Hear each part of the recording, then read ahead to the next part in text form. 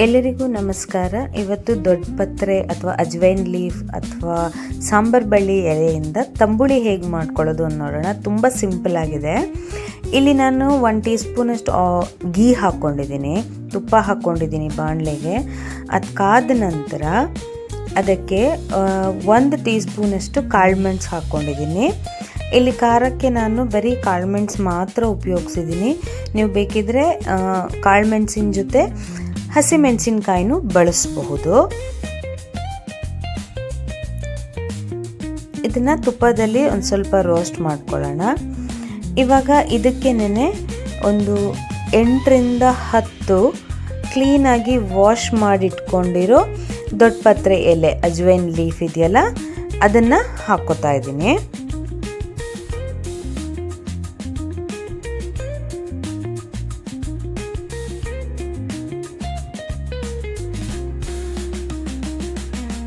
ಇದನ್ನು ಸ್ವಲ್ಪ ರೋಸ್ಟ್ ಮಾಡ್ಕೊಳ್ಳೋಣ. ಹಾಗೆಯೇ ಇದಕ್ಕೆ 1 ಟೀ ಚಮಚದಷ್ಟು ಜೀರಿಗೆನೂ ಹಾಕ್ಕೊಳ್ಳೋಣ.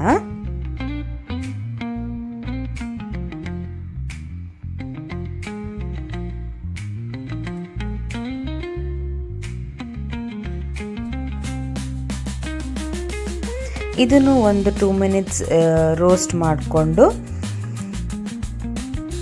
ಇದು ತಣ್ಣಗಾದ ನಂತರ ಇದಕ್ಕೆ 1 ಕಪ್ ಕಾಯಿ ಹಾಕಿ ಇದನ್ನು ನೀರು ಹಾಕಿ ಸ್ವಲ್ಪ ಗ್ರೈಂಡ್ ಮಾಡ್ಕೊಳ್ಳೋಣ, ನುಣ್ಣಗೆ ಗ್ರೈಂಡ್ ಮಾಡ್ಕೊಳ್ಳೋಣ. ಇಲ್ಲಿ ಒಗ್ಗರಣೆಗೆ ಮತ್ತೆ 1 ಟೀ ಸ್ಪೂನ್ ಆಯಿಲ್ ಹಾಕೋತಾ ಇದ್ದೀನಿ. ಎಣ್ಣೆ ಕಾದ ನಂತರ ಒಂದು ಅರ್ಧ ಟೀ ಸ್ಪೂನ್ ಅಷ್ಟು ಸಾಸಿವೆ,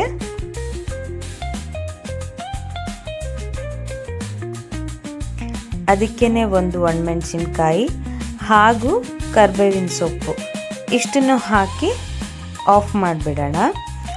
ಈ ಬಾಣಲಿ ತಣ್ಣಗಾಗಬೇಕು. ಇಲ್ಲಿ ನಾವು ಸಾರನ್ನ ಕುದಿಸೋದಿಲ್ಲ, ತಂಬುಳಿನ ಕುದಿಸೋದಿಲ್ಲ, ಹಾಗಾಗಿ ತಣ್ಣಗಾಗಕ್ಕೆ ಬಿಡಬೇಕು.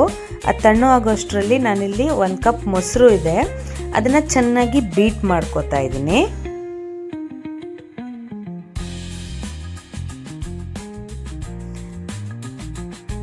ಅದು ಬೀಟ್ ಆದಮೇಲೆ ನಾವು ಈ ಬಾಣಲಿ ಏನು ತಣ್ಣಗಾಗಿದೆ, ನೀವು ಏನು ಪಾತ್ರೆ ಉಪಯೋಗಿಸ್ತೀರ, ಒಗ್ಗರಣೆ ಹಾಕಿರೋದು ಏನು ತಣ್ಣಗಾಗಿದೆ, ಅದಕ್ಕೆ ನಾವು ರುಬ್ಬಿರುವಂಥ ಮಸಾಲೆ ಹಾಕ್ಕೊಳ್ಳೋಣ.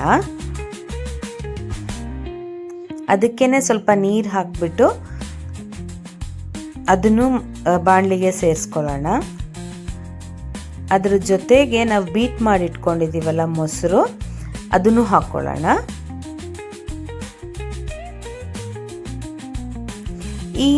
ಇದೆಲ್ಲ ಚೆನ್ನಾಗಿ ಮಿಕ್ಸ್ ಮಾಡಿಕೊಂಡು ಈ ಟೈಮಲ್ಲಿ ನಿಮ್ಗೆ ಎಷ್ಟು ಉಪ್ಪು ಬೇಕೋ ಅಷ್ಟು ಉಪ್ಪು ಹಾಕ್ಕೊಂಡು ಮಿಕ್ಸ್ ಮಾಡಿಕೊಂಡ್ರೆ ನಮಗೆ ಒಂದು ಸಿಂಪಲ್ಲಾಗಿ ತಂಬುಳಿ ರೆಡಿ ಆಗುತ್ತೆ. ಬಿಸಿ ಬಿಸಿ ಅನ್ನದ ಜೊತೆ ಒಂದು ಸ್ವಲ್ಪ ಉಪ್ಪಿನಕಾಯಿನೋ ಅಥವಾ ಚಟ್ನಿ ಪುಡಿನೋ ಇದ್ದರೆ ತಂಬುಳಿ ಸೂಪರ್. ಟ್ರೈ ಮಾಡಿ ಫೀಡ್ಬ್ಯಾಕ್ ಕೊಡಿ.